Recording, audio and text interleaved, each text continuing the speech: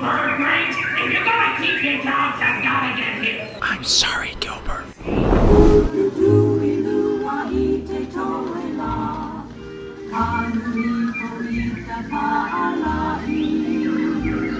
one of them cartoonies are coming on. I like cartoons. Don't you like cartoons?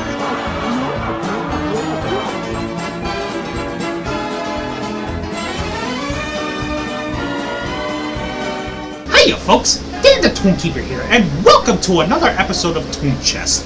So, the cartoon we are going to be covering today is one from a very obscure studio, I think, known as Van Beuren Studios, a studio that was located in New York City, actually right across the original Fleischer Studios. The cartoon that we're going to be covering today is a 1934 released cartoon called The Parrotville Fire Department.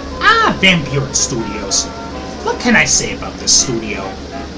No, seriously, what the hell can I say about Van Beuren Studios? I mean, not only is it a very obscure studio, but in relation to this very cartoon right here, the Parrotville Fire Department, I can't talk today, there's really nothing interesting you can say that will prepare you for what we're about to see.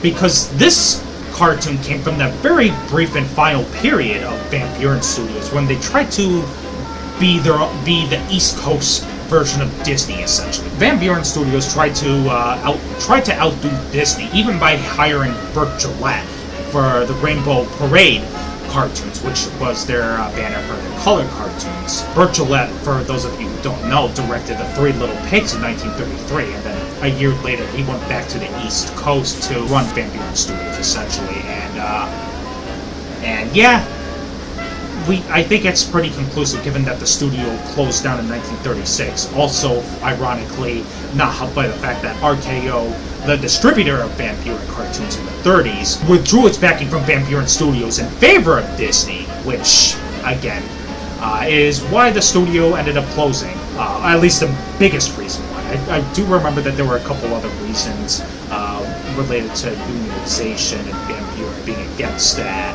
Yeah, what else can I say at this point? I mean, I don't know much about parrots in Van Beuren, other than seeing frames of them on like cartoon research. So now I'm about to dive into this in detail. So roll the crap, get my headphones in, and the video right in front of me about to play right now.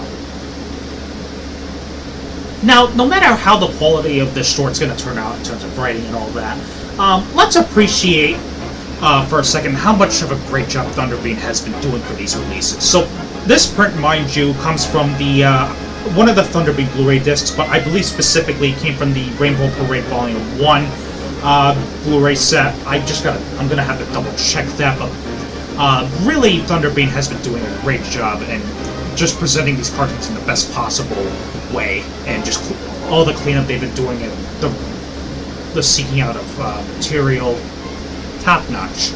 I love Thunderbeam. Ideally, they'd be able to collaborate with Disney and Warner Bros. And like every major studio to do other releases, but we don't live in an ideal world. At least we got Black Hawk Films helping Thunderbeam release all the Aviary cartoons, so better than nothing, I guess. I'm the fire chief. I figured with a big badge and all. Uh-oh, got some gambling activity going on. Most tires don't look like they're in good shape. Wow, now that's just creepy. I'll bet one ginger snap. One ginger snap. Well, I'll raise you 2 cookies. Yeah, I'll raise you 5 cookies. I'll bet 10. Well, I'll give Van Beuren this. They're portraying gambling in a... They're showing how to actually gamble. Don't gamble with actual money. Gamble with snacks, cookies, crackers, and whatnot. Somebody's cheating. Gee, I wonder who cheated.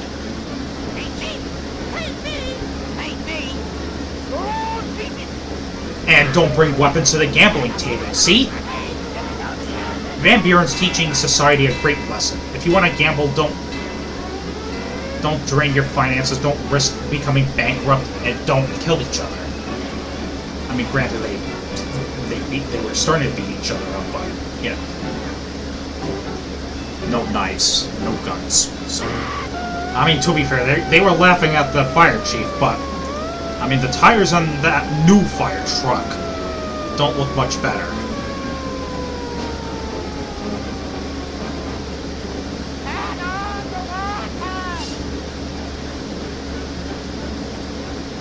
You know, I've seen enough Looney Tunes and the like to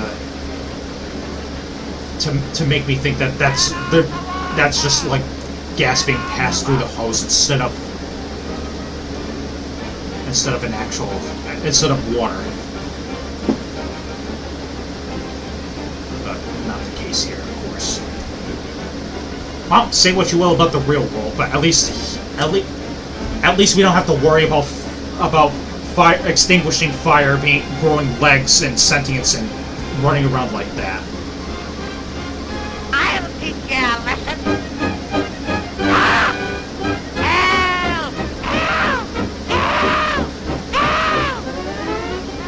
Ah, see? They even got the Disney tradition of assaulting characters' butts. Yep. That's probably the most Disney-esque thing that you could find in this cartoon. Aside from Burt Gillett's name, of course, but... And they just committed suicide. The way they wrote store, I mean, it's no surprise that the place caught on fire.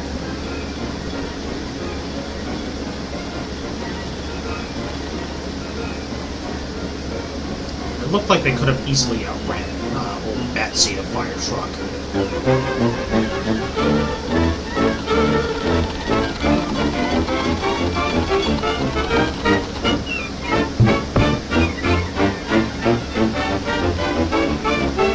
When I just saw a different label for that fire company site just a second ago, or a few seconds ago.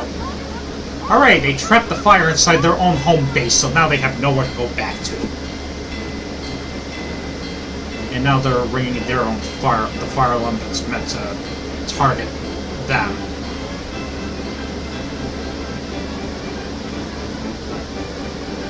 And that is the end.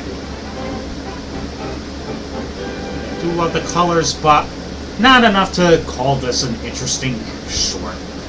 So yeah, that was the Parrotville Fire Department, and it was the Rainbow Parade cartoons really as a whole. It was just probably the least interesting aspect of Van Buren cartoons, just because they're more cashing in on the Disney cuteness, Disney vibe, than they were trying to establish like anything unique about themselves. Like, I mean, their shorts were never really good, per se, but at the very least, up until they started producing color cartoons, at least they had this own brand of weirdness, and to an extent, the so bad it's entertaining factor.